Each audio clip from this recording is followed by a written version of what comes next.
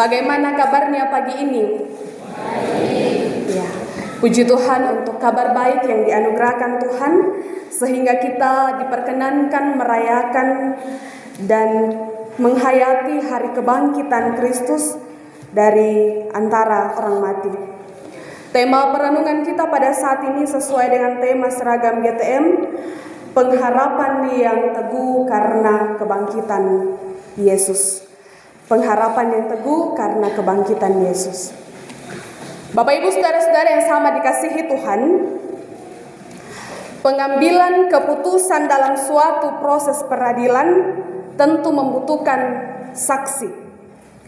Saksi yang paling menentukan pengambilan keputusan biasa disebut saksi kunci. Kalau ada di antara kita yang pernah pergi di pengadilan, saksi yang paling menentukan terjadinya sebuah peristiwa itu disebut saksi kunci. Orang yang menjadi saksi kunci ini bukan orang sembarangan.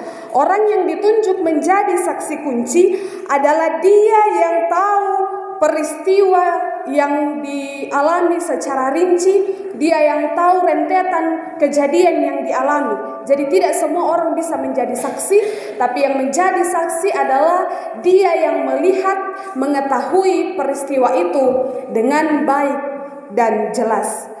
Yohanes dalam bacaan kita juga, Yohanes ini adalah Rasul Kristus, ia adalah salah satu rasul dari ke-12 rasul. Yohanes ini menjadi saksi ketika Yohanes hidup bersama-sama dengan Yesus dalam pelayanan. Yohanes melihat bagaimana Yesus melayani. Yohanes melihat bagaimana Yesus memiliki kuasa. Yohanes melihat bagaimana Yesus melakukan mujizat, bagaimana Yesus disalibkan, mati, dikuburkan dan bangkit pada hari ketiga. Yohanes menjadi saksi kunci dari perjalanan pelayanan Yesus sampai ia disalibkan, bangkit dan naik ke sorga.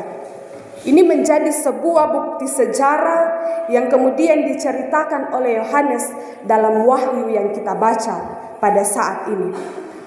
Wahyu yang ditulis oleh Yohanes ini disampaikan sebagai kepercayaan Allah agar Yohanes dapat menceritakan, agar Yohanes kemudian dapat memberitahukan bagaimana Injil Kristus yang sesungguhnya. Kita tahu menurut tema perikop pada saat ini bahwa ini adalah surat yang kemudian atau wahyu yang ditulis oleh Yohanes kepada ketujuh jemaat. Kita perhatikan bacaan kita di ayat yang keempat hingga ayat yang keenam. Yohanes mendoakan agar pembacanya mengalami kasih karunia dan damai sejahtera. Kemudian berbicara tentang Yesus Kristus yang bangkit dari antara orang mati, yang artinya bahwa di balik kebangkitan Kristus dari antara orang mati, kebangkitannya memberikan pengharapan yang kekal bagi setiap orang percaya, yaitu saya dan Bapak Ibu saudara-saudari. Memberikan pengharapan bahwa setelah kematian ada kehidupan karena Yesus telah bangkit dari antara orang mati, dan kita percaya juga bahwa melalui Dia orang percaya juga akan dibangkitkan. Ini menjadi pengharapan iman bagi kita semua Bapak Ibu saudara-saudari, bahwa Yesus telah bangkit dari antara orang mati, dan melalui Dia juga kita percaya bahwa orang yang telah meninggal di dalam Yesus juga akan dibangkitkan. Kemudian di ayatnya yang ke-7 bacaan kita, di sini berbicara tentang kedatangan Yesus Kristus yang kedua kali.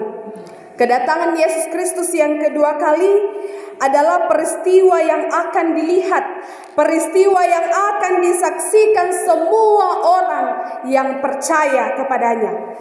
Lalu di ayat ini ditutup dengan kalimat ya amin.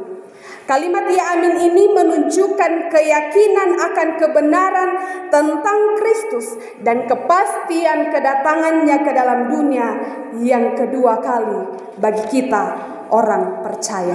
Dan kemudian di ayat yang terakhir, di ayat yang ke-8, ini berisi atau berbicara tentang Alfa dan Omega. Kalau kita lihat di stola ini adalah Alfa dan ini adalah Omega. Alfa dan Omega ini adalah huruf dalam bahasa Yunani yang artinya yang pertama dan yang terakhir, yang awal dan yang terakhir. Mengapa mungkin kita menggunakannya di stola? Karena ini adalah identitas Kristus pada kekekalan dan keabadian yang disebut Maha Kuasa.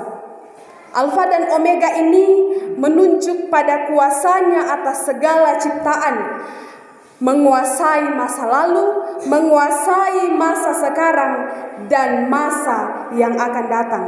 Jadi jelas di sini ada pengharapan dan keyakinan bahwa Tuhan memegang kendali atas hidup kita, atas masa lalu kita, atas masa sekarang yang kita jalani, dan masa yang akan kita lalui di masa depan.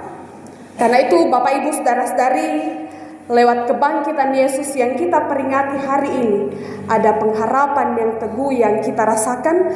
Pengharapan yang pertama, bahwa akan ada kehidupan setelah kematian, karena Yesus sudah lebih dahulu bangkit dari antara orang mati.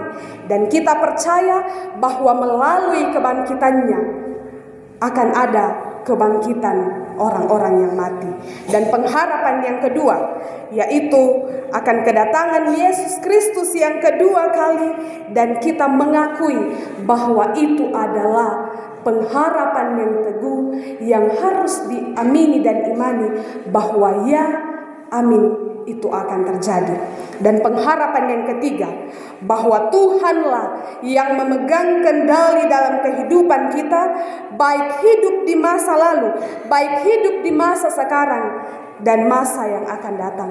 Jangan keluhkan hidupmu, jangan khawatir akan masa depan, jangan takut akan apa yang akan kita lalui ke depan, karena Tuhan sudah menjaminkan bahwa Ia memegang kendali dalam hidup kita.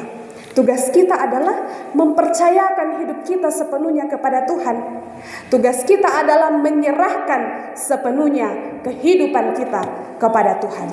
Karena itu Bapak Ibu saudara-saudari, lewat kebangkitannya ada jaminan kehidupan yang kekal, dan kita percaya bahwa kedatangannya adalah ya dan amin. Dan melalui Paskah ini, serahkanlah hidupmu ke dalam kendali dan pengaturan Tuhan. Amin.